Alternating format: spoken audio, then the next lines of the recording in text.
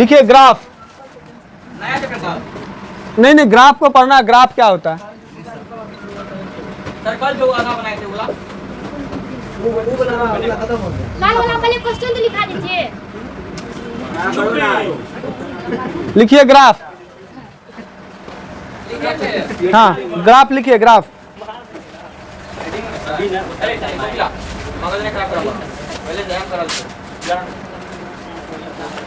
देखिए ग्राफ किसको कहते हैं? जब कोई एक भौतिक राशि दूसरी भौतिक राशि पर क्या करे? निर्भर करे। ठीक है, ग्राफ हम उसको बोलेंगे जब कोई एक भौतिक राशि दूसरी भौतिक राशि पर निर्भर करे, तो जब उसको हम किसके द्वारा डिनोटेट कर सकते हैं? आरेख। आरेख मतलब समझ गए ना? आरेख नहीं सर, डायग्राम के मेथड से हम जब तक उसको हम रिप्रेजेंट कर देते हैं तो वही क्या कहलाता है? मेरा ग्राफ कहलाता है। क्या कहलाता है? वो ग्राफ कहलाता है। सिंपल सा मेथड में ग्राफ समझ जाइए। जब कोई भौतिक राशि दूसरे भौतिक राशि पर क्या हो रहा है? निर्भर हो रहा है। जब हम उसके निर्भरता को हम लोग किसके रूप में नोटेट करते हैं? आरेख के रूप में, डायग्राम के रूप में, तब उसको हम लोग क्या बोलेंगे? ग्राफ बोलेंगे। ठीक है, चलिए लिखिए इसका डेफिनेशन। लिखिए किसी भौतिक राशि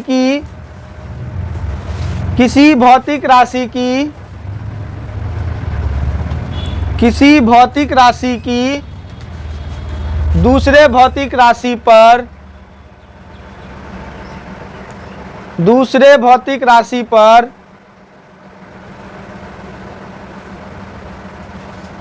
निर्भरता को जब दूसरे भौतिक राशि पर निर्भरता को जब आरेख के रूप में व्यक्त किया जाता है। आरेख आरेख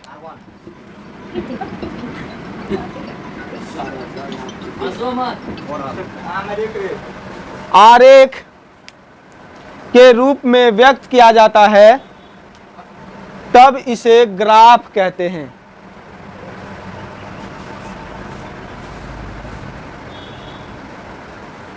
व्यक्त किया जाता है। ग्राफ कहा जाता है। एक बात और हमेशा याद रखिएगा, ग्राफ खींचते समय जो सबसे इंपॉर्टेंट चीज ध्यान में रखने वाली बात है, जो इंडिपेंडेंट होती है, जो राशि इंडिपेंडेंट होती है, मतलब स्वतंत्र राशि होती है, उसको हमेशा कहाँ लेते हैं हम लोग? एक्स एक्सिस पर। जो स्वतंत्र भौतिक राशि होगी उसको हम लोग कहाँ लेंगे? एक्स एक्सिस पर है। और जो निर्भरता राशि है, जो निर्भर कर रहा है दूसरे स्वतंत्र भौतिक राशि पर, तो उसको हम लोग कहाँ लेंगे? वाई एक्सिस पर। जो स्वतंत्र राशि होगा उसको एक्स एक्सिस पर। जो उस राशि पर, स्वतंत्र राशि पर निर्भर कर रहा है, मतलब जो डिपेंडेंट राशि है, निर्भर राशि है, उसको हमेशा कहाँ लेंगे? वाई एक्सिस पर लेंगे। बात समझ में आया? चलिए ठीक है, लिखिए इस बात को पैराग्राफ चेंज करके। लिखिए किसी ग्राफ को खींचते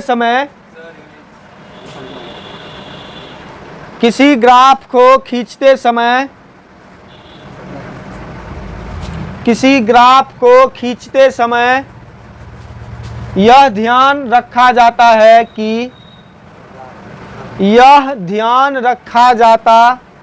है कि स्वतंत्र चर को एक्स अक्ष पर लिया जाता है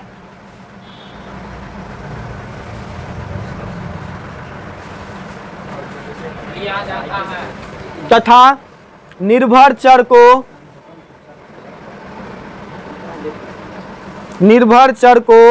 y अक्ष पर लिया जाता है।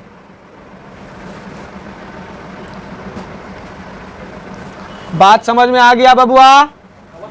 क्या आया समझ में? कि जो स्वतंत्र राशि होगी उसको कहाँ लेंगे? x अक्ष पर। और जो निर्भर राशि होगा, दूसरे पर निर्भर करता होगा, उसको कहाँ लेंगे? y अक्ष पर। ये समझ में आ गया। ग्राफ किसको कहते हैं? जब कोई एक भौतिक राशि दूसरी भौतिक राशि पर क्या कर रहा हो?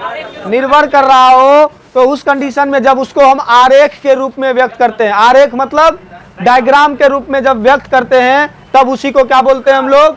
ग्राफ कहते हैं। ठीक है, तो इंग्लिश वाला लिखेगा, तब तक हिंदी वाला 2 मिनट आराम कर लो, हाथ को रेस्ट दे दो। चलो इंग्लिश वाला लिखो। If any physical quantity depends on another physical quantity, depends on another physical quantity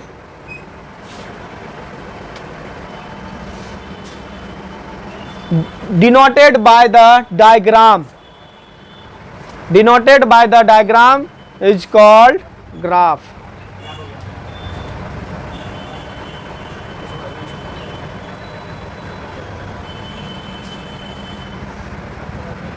paragraph change करके लिखिए बबुआ।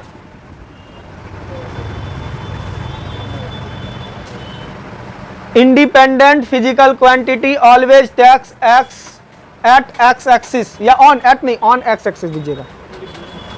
मतलब independent physical quantity always takes on x axis and dependent physical quantity always takes कहाँ, y axis. तो अपने से भी लिख सकते हैं, इंग्लिश वाला इंग्लिश पूछेगा रे ललवा सर खाली खाज। अच्छा एक बात बताइए, और आप लोग को क्या बताए थे कंपोनेंट में जब बांट रहे थे किसी भी वेक्टर को या किसी भी चर को या किसी भी अचर को हम जब बांट रहे थे तो उसको हम लोग कैसे बांटते थे? जो थीटा के साथ होता था उसको क्या लेते थे, कॉस, और वह हमेशा एक्स एक्सिस लेते थे। ठीक है, तो याद रखना थीटा हमेशा किसके साथ लेंगे, एक्स एक्सिस के साथ। चलिए फर्स्ट नंबर लिखिए। एक नंबर में नहीं समानुपाती का ग्राफ कैसा होता है?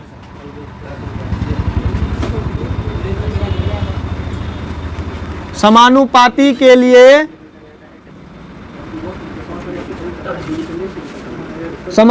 के लिए graph for proportional, directly proportional, यही ना रे?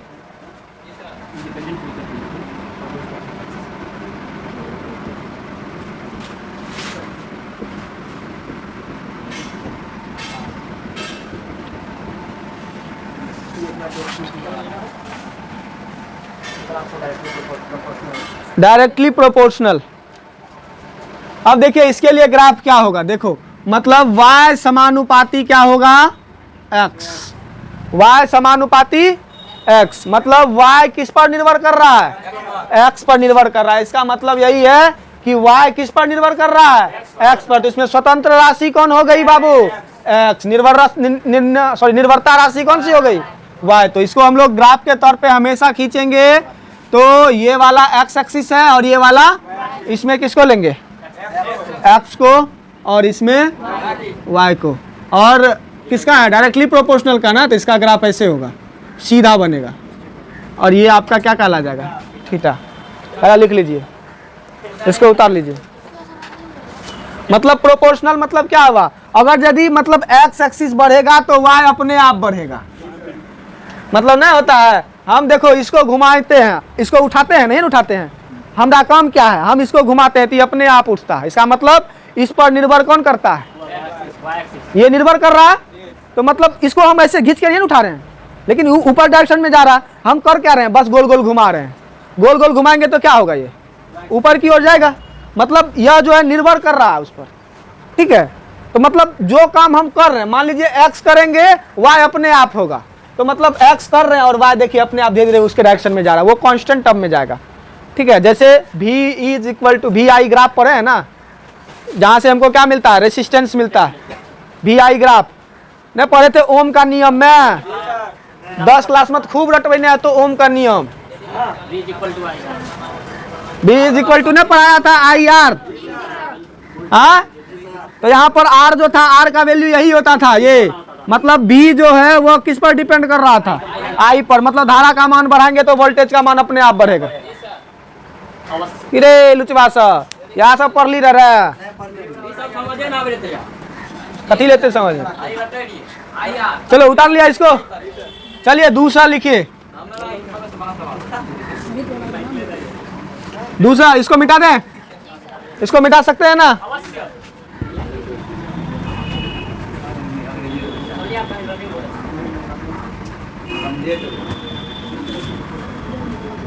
Universally proportional, universally proportional. नहीं होता है, हाँ वही हुआ, इन्वर्सली को वही बोलते हैं, इन्वर्सली प्रोपोर्शनल। देखिए अब जो है, अब इस बात को थोड़ा सा समझिए, मतलब व्युत्क्रमानुपाती के लिए ग्राफ क्या होगा। अब व्युत्क्रमानुपाती का मीनिंग क्या हो गया, उल्टा। क्या हो गया, उल्टा। मतलब y प्रोपोर्शनल टू 1/x, मतलब y का वैल्यू बढ़ाना होगा तो x का वैल्यू को घटाना पड़ेगा। ये बात याद रखना। यूनिवर्सली प्रोपोर्शनल में क्या होता है, y को बढ़ाना है तो x को घटाना पड़ेगा। अगर यदि x को घटाएंगे तो y अपने आप बढ़ जाएगा, और x को बढ़ा देंगे तो y अपने आप घट जाएगा। मतलब सिर्फ यह किस पर निर्भर कर रहा है बाबू, x पर निर्भर कर रहा है। कौन, y। x का वैल्यू में कुछ चेंज करेंगे तो y का वैल्यू अपने आप लटक जाएगा, मुंह लटक जाएगा उसका। तो देखिए इसका ग्राफ कैसा होगा बाबुआ। ये देखिए, ये निर्भर राशि है जो वो वहां कहाँ होगा, y पर, और ये x पर। इसका ग्राफ कैसे होगा, टा टा टा टा टा नीचे की ओर। चल सटेगा ना, सटेगा, या सटा दो या ऐसे कर दो। सटाना नहीं है, नहीं सटाना नहीं है। हाँ, पैराबोला भी नहीं है, पैराबोला ही नहीं है, पैराबोला बाद में बताएंगे, परवलयकार जब पढ़ाएंगे ना तब।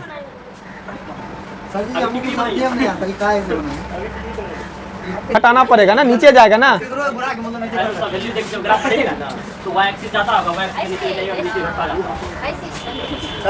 नहीं वैसे नहीं, सीधा जाना है। जैसे देखिए y एक्सिस, अगर यदि जिस टाइम में y एक्सिस मैक्सिमम होगा उस टाइम में x एक्सिस क्या होगा, मिनिमम होगा, तब ना y मैक्सिमम देगा। फाड़ दिए, कैसे नो कैसे फाड़ देंगे रे। हाँ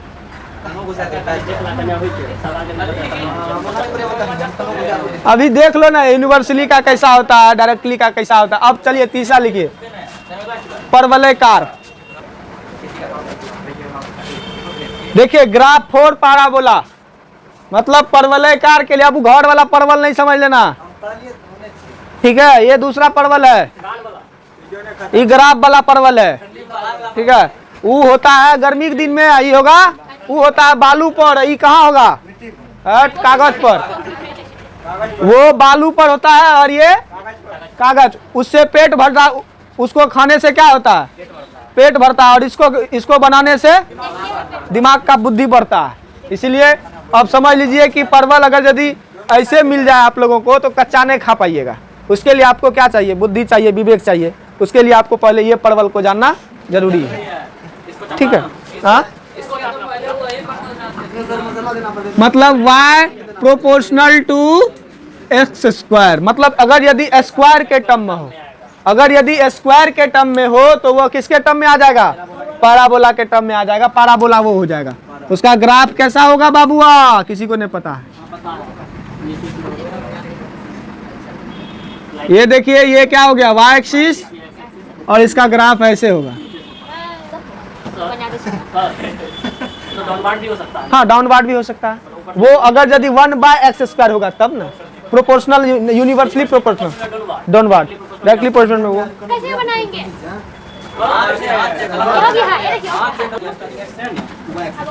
परवलयकार का एक और रूप क्या होता है, मतलब y प्रोपोर्शनल x पर पावर 1/2, मतलब क्या हो, हाफ हो या y is equal to √x हो।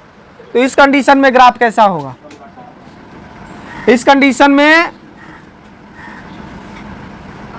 ऐसे होगा। हाँ उलट गया। हम पहली बार देख लिया ग्राफ होता है। सर जी अपने कॉपी ना कटवाइए, समानुपाती का चिन्ह है। इसको x ले लीजिएगा और इसको वाह। सीख लो ग्राफ सीख लो।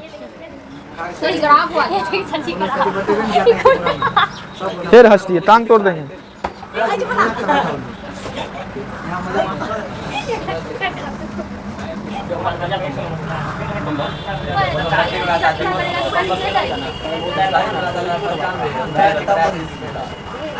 हड़बड़ाना नहीं है, एकदम कुछ नहीं है रे, ये सब तो लेलहुओ पढ़ लेता है। लेलहुओ जो था नोंगरी घुमा दिया तो ग्राफे बन जाता है। अब चलिए पांचवा लिखिए।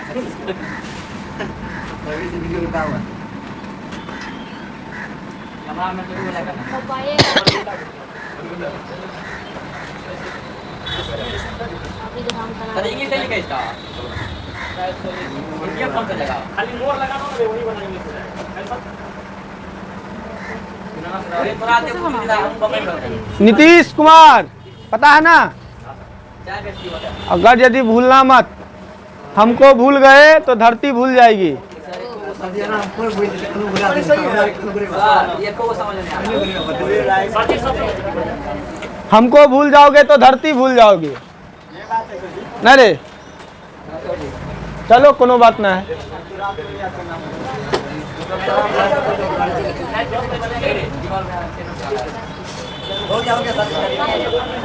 सर आप तो गैप दीजिए ना, 10 बज गया, 11 तक पढ़ाइएगा, 10:30 बजे तक।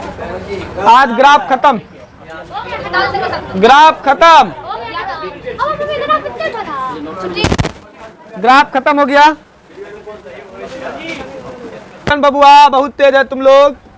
लिखो यदि वेक्टर ए बराबर, यदि वेक्टर ए बराबर, यदि वेक्टर ए बराबर, यदि वेक्टर ए बराबर 4i cap plus 3j cap minus 5k cap, 4a बराबर, यदि वेक्टर ए बराबर 4i cap plus 3j cap minus 5k cap तथा वेक्टर b बराबर,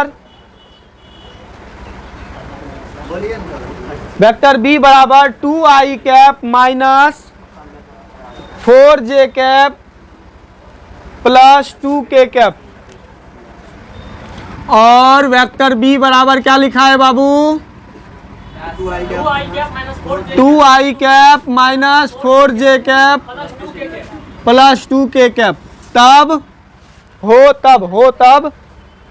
तब एक नंबर में लिखिएगा, एक नंबर में वेक्टर ए का मोड निकालना है, बी नंबर में लिखिएगा वेक्टर बी का मोड निकालना है, सी नंबर में लिखिएगा vector A plus vector B निकालना है। अभी करेंगे ना सर? नहीं हाँ अभी करेंगे नहीं अभी नहीं, ये होमवर्क है। डी में लिखिए वेक्टर, डी में लिखिए vector A minus vector B निकालना है। सबका डायरेक्शन मैग्नीट्यूड प्लस डायरेक्शन सब कुछ निकालेंगे ना? किसमें? इसमें ही मोड निकालना है। उसके बाद लिखिए बी में से ए घटाना है, vector B minus vector A.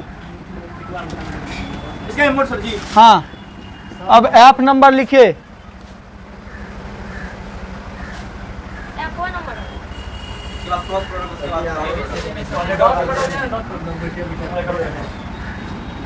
Vector A dot vector B, F G निकालिए, vector D B dot vector A, H निकालिए vector A cross vector B, I लिखा निकालिए बी क्रॉस ए। ये क्वेश्चन 1 2 3 4 5 6 7 8 9 गो क्वेश्चन है। दोनों के बीच का कोण निकाल लीजिएगा। सर जी मुझे A vector cross B vector है, B vector cross A vector दोनों का आंसर पूछेंगे। क्या है?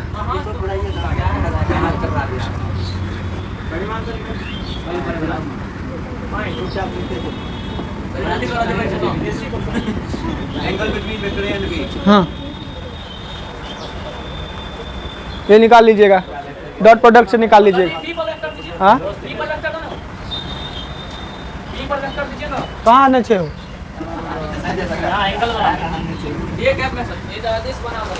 चलिए एक और क्वेश्चन